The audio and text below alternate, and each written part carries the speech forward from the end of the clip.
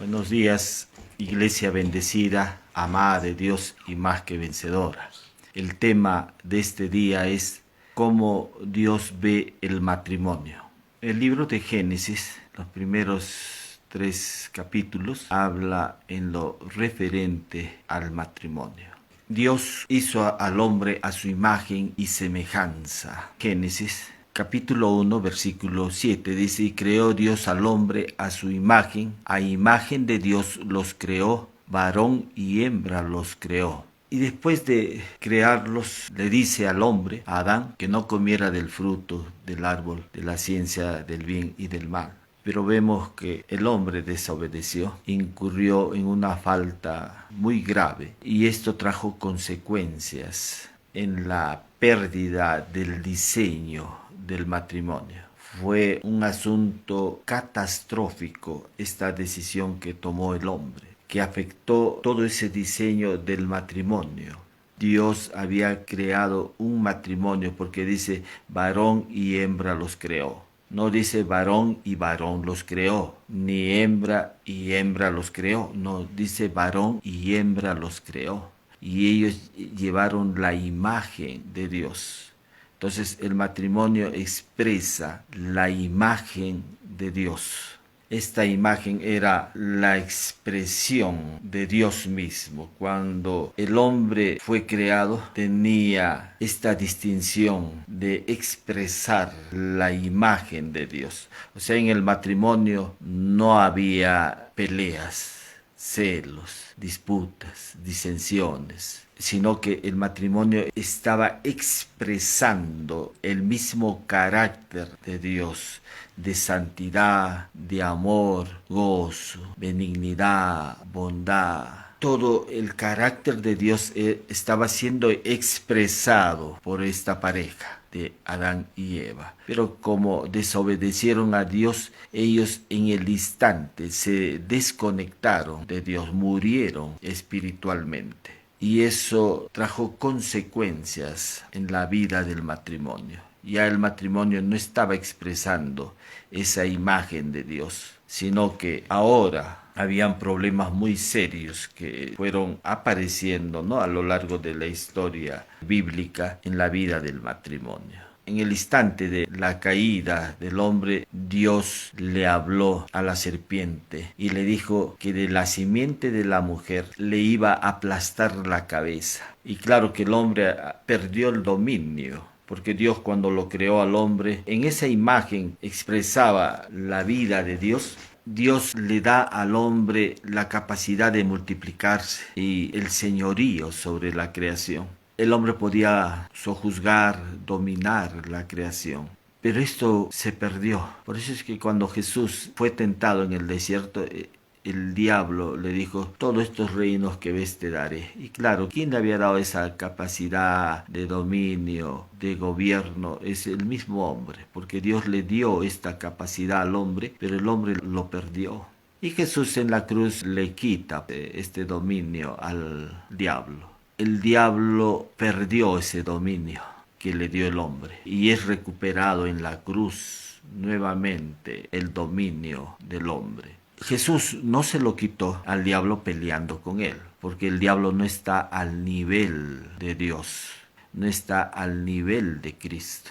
Simplemente en la cruz se lo quitó. En la cruz nuevamente se reivindica el hombre en esta capacidad de expresar la imagen de Dios, de expresar el señorío en Cristo.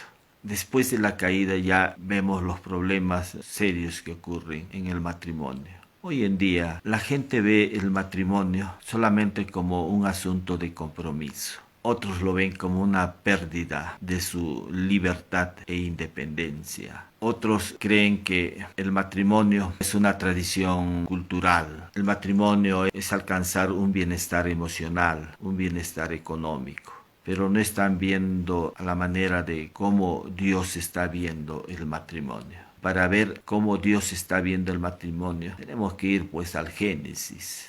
En el Génesis Dios dijo, hagamos al hombre a nuestra imagen y semejanza. y varón y hembra, dice, los creó. El matrimonio desde un inicio lleva esta distinción de expresar la imagen de Dios. Pablo, ya en la carta de Efesios, capítulo 5, versículo 31, dice, por tanto dejará el hombre a su padre y a su madre, y se unirá a su mujer, y los dos serán una sola carne. Esto estaba en el Génesis, esta expresión, sino que Pablo nuevamente lo ratifica aquí en esta carta de Efesios, para indicar algo grandioso, algo hermoso, algo bello respecto a la vida del matrimonio. Y está diciendo que los dos son uno. Esta unión del hombre y la mujer en matrimonio, cuando se unen, son uno. Dios desde un inicio estaba viendo uno en el matrimonio. Él no estaba viendo a dos personas, él está viendo a uno. Esto es lo distintivo también en el matrimonio, que no solamente expresa la vida de Dios, sino que son uno. Así como cuando Dios ve a Cristo y la iglesia, él está viendo uno. Porque la escritura dice que Cristo es cabeza y la iglesia es el cuerpo. Pero Dios cuando ve a la iglesia, Él no está viendo Cristo más la iglesia, sino está viendo uno. Y de igual manera, cuando Dios está viendo el matrimonio, no está viendo a dos, Él está viendo a uno solo. Y esto es importante entenderlo, hermanos, porque no se trata el matrimonio de dos voluntades. No es la voluntad del varón más la voluntad de la mujer. Y claro, no es que yo tenga mi voluntad y ella su voluntad. Y resulta que Dios también tiene su voluntad. Entonces, ¿qué voluntad va a prevalecer en el matrimonio? La única voluntad que va a prevalecer en el matrimonio es la voluntad de Dios.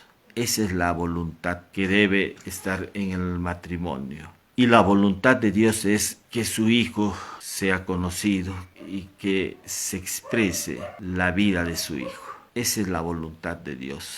No somos dos. Por ahí escuché una canción que decía somos dos para toda la vida. Y en realidad no somos dos. Dios cuando está viendo el matrimonio, Él está viendo uno. Esos van a la oración y dicen, Señor, yo te pido porque cambies a mi esposo, que cambies su carácter, cambies la vida que está llevando mi esposo. Y viceversa, el hombre dice, Señor, también te pido que cambies a mi esposa. Es una oración que no está entendiendo que son uno. Si Dios va a tener que cambiar a la esposa, va a tener que cambiarte a ti porque son uno. Y si va a cambiar al varón, va a tener que cambiar también a la esposa porque son uno. Dios no está viendo a dos en el matrimonio.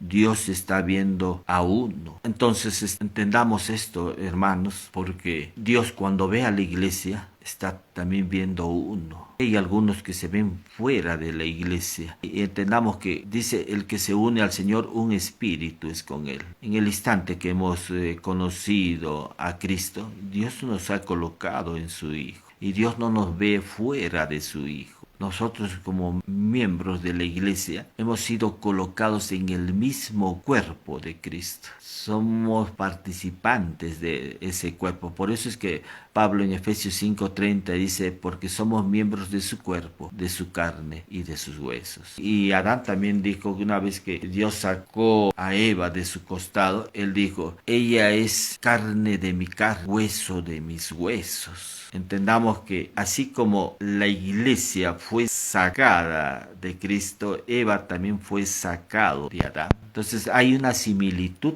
entre el matrimonio y la iglesia, una similitud entre el matrimonio a Cristo y de la iglesia. Cuando Pablo dice, grande es este misterio, refiriéndose al matrimonio, mas yo digo esto respecto a Cristo y de la iglesia.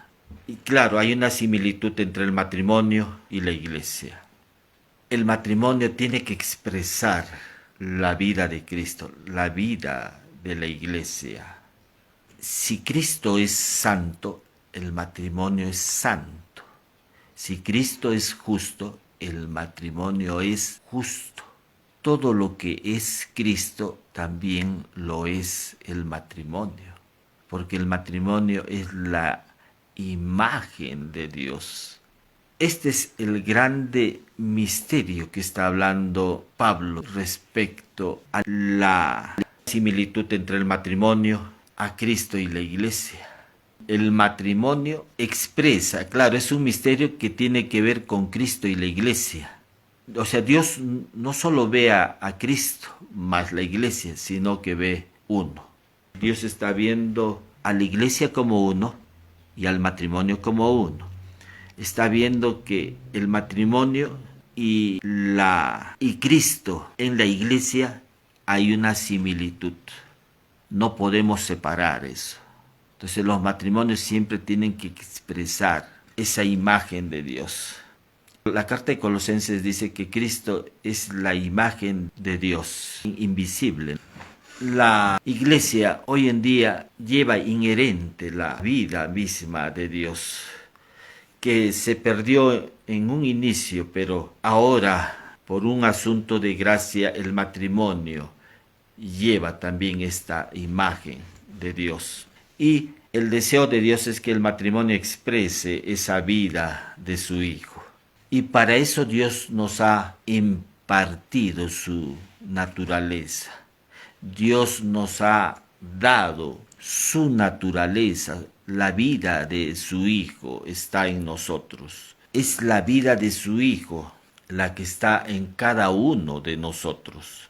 Cristo no está fuera de nosotros, Él está en nosotros, está en la vida del matrimonio. Y el deseo de Dios es que esa vida de Cristo sea expresada, en la vida de Jesús sea manifestada a los hombres. Y qué mejor a través del matrimonio, porque el matrimonio va a expresar esa vida de Dios. Aleluya. Claro, Dios nos ha hecho participantes de su naturaleza, porque algunos pueden decir, ¿cómo va a expresar el matrimonio la vida de Dios si vemos muchos problemas al interior de ella?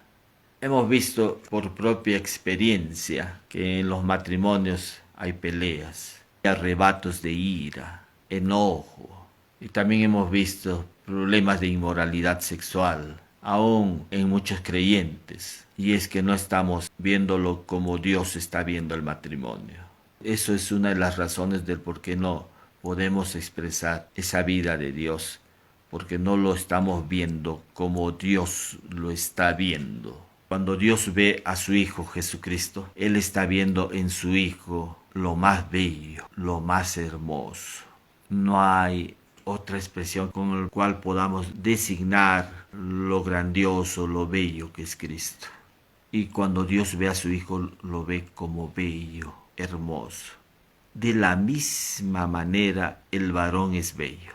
Si Cristo es bello, el varón en el matrimonio es bello, porque está expresando esa vida de Dios, está expresando lo que es Cristo y la iglesia. Si usted dijera no, Cristo es bello y el varón no es bello, estaríamos negando la belleza de Cristo, porque el matrimonio y Cristo y la iglesia hay una similitud, pero así como Cristo es bello, el varón es bello. De igual manera, si la iglesia es bella, porque Apocalipsis dice, gocémonos y alegrémonos y démosle gloria, porque ha llegado las bodas del Cordero, y su esposa se ha preparado, y a ella se le ha concedido que se vista de lino fino, limpio y resplandeciente. Apocalipsis capítulo 19, versículos 7 y 8. Entonces está diciendo aquí en este libro de Apocalipsis que la iglesia es bella, es hermosa. Así como la iglesia es bella, es hermosa, también lo es la esposa. Si tú estás unido ya en matrimonio, tienes que verla a ella como la más bella, la más hermosa, porque estamos con eso expresando esta realidad de lo que es la iglesia. Hay una belleza en el matrimonio, como hay una belleza en la iglesia, hay una belleza en Cristo. Entonces la iglesia no es que Algunos dicen, Dios me está diciendo que en la iglesia hay pecado. Eso es falso. En la iglesia no hay pecado. En la iglesia no hay mancha. En la iglesia no hay arruga. En la iglesia no hay pecado. Es que la iglesia es Cristo.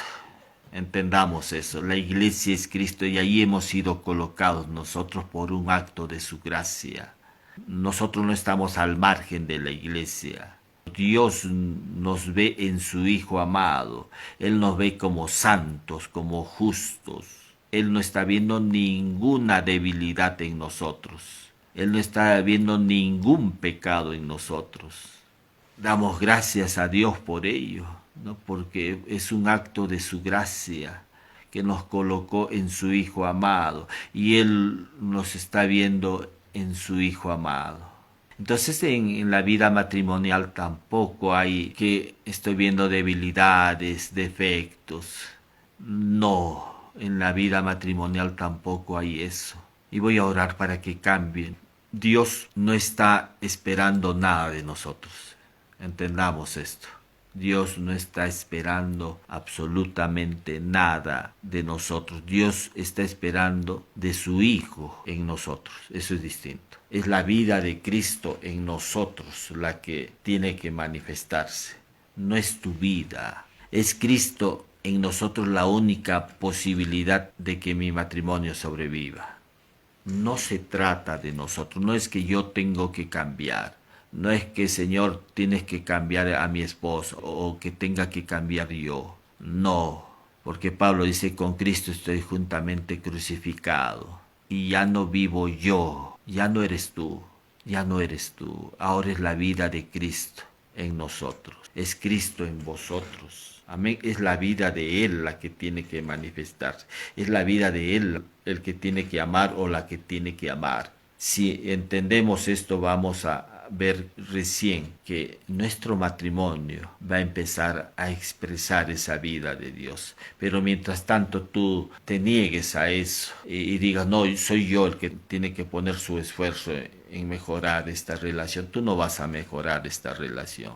Es la vida de Dios en ti. Es Cristo obrando en tu vida. Todo el mensaje apostólico es Cristo en vosotros. Ya no vivo yo, mas Cristo vive en mí.